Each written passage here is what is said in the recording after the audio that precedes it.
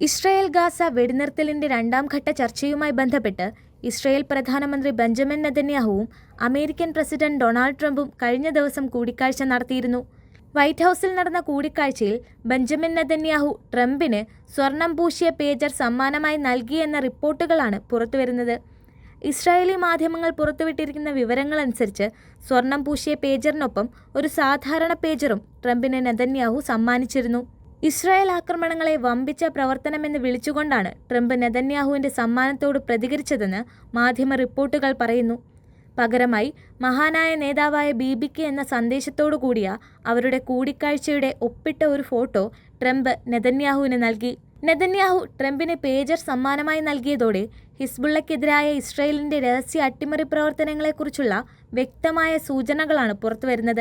കഴിഞ്ഞ സെപ്റ്റംബറിൽ ഹിസ്ബുള്ള അംഗങ്ങൾ പ്രധാനമായും ഉപയോഗിച്ചിരുന്ന ആയിരക്കണക്കിന് പേജറുകൾ ലെബനനിലും സിറിയയിലുമായി പലയിടങ്ങളിലായി പൊട്ടിത്തെറിച്ചിരുന്നു.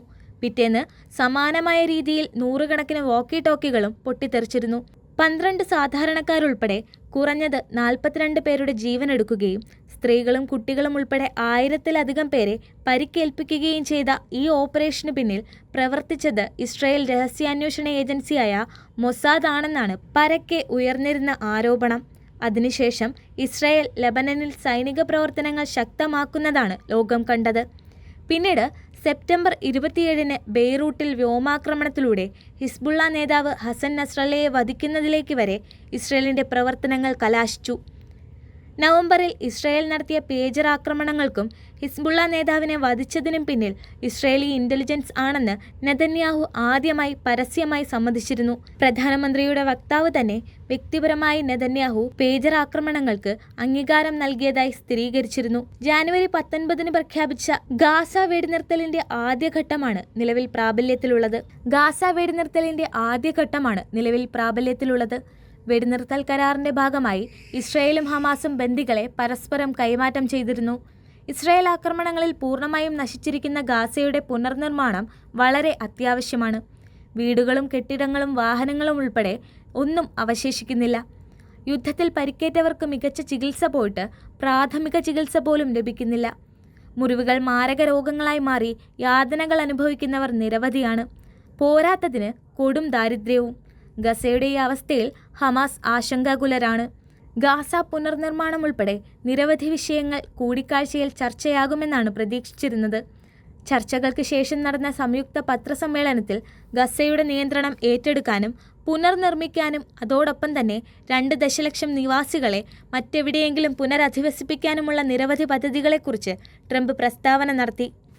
നെതന്യാഹു ട്രംപിൻ്റെ ഈ നിർദ്ദേശത്തെ ഒരു ചരിത്രപരമായ നീക്കമെന്നാണ് വിശേഷിപ്പിച്ചത്.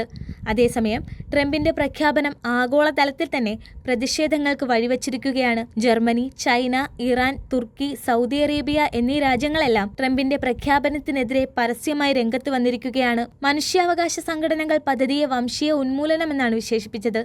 ഗസയുടെ അധികാരം പൂർണ്ണമായും കൈക്കലാക്കിക്കൊണ്ട് അവിടുത്തെ ജനങ്ങളെ ജനിച്ചു വീണ മണ്ണിൽ നിന്നും നാട് കടത്താനാണ് ട്രംപും നെതന്യാഹുവും ചേർന്ന് പദ്ധതിയിടുന്നത്. അതിനിടയിൽ സ്വന്തം മന്ത്രിസഭയിൽ നിന്ന് തന്നെ വെടിനിർത്തൽ കരാറിനെതിരെ ഉയരുന്ന സമ്മർദ്ദം കാരണം വെടിനിർത്തൽ ഏത് നിമിഷവും ലംഘിക്കപ്പെട്ടേക്കാമെന്നുള്ള കാര്യം ഉറപ്പാണ്. നെതന്യാഹു അത്തരത്തിലുള്ള പ്രഖ്യാപനങ്ങൾ മുന്നേ തന്നെ നടത്തിയിട്ടുണ്ട്. കൂടിക്കാഴ്ചയ്ക്ക് ശേഷം ട്രംപും അതിനുള്ള സാധ്യതയെ തള്ളിക്കളയുന്നില്ല. ട്രംപ് വീണ്ടും അധികാരത്തിലെത്തിയതിനു ശേഷം വൈറ്റ് ഹൗസ് സന്ദർശിക്കുന്ന ആദ്യ വിദേശ നേതാവാണ് നെതന്യാഹു. അന്താരാഷ്ട്ര കോടതി അറസ്റ്റ് വാറന്റ് പുറപ്പെടുവിച്ച ശേഷം നെതന്യാഹു നടത്തിയ ആദ്യ വിദേശ സന്ദർശനമായിരുന്നു ട്രംപുമായി നടന്നത്.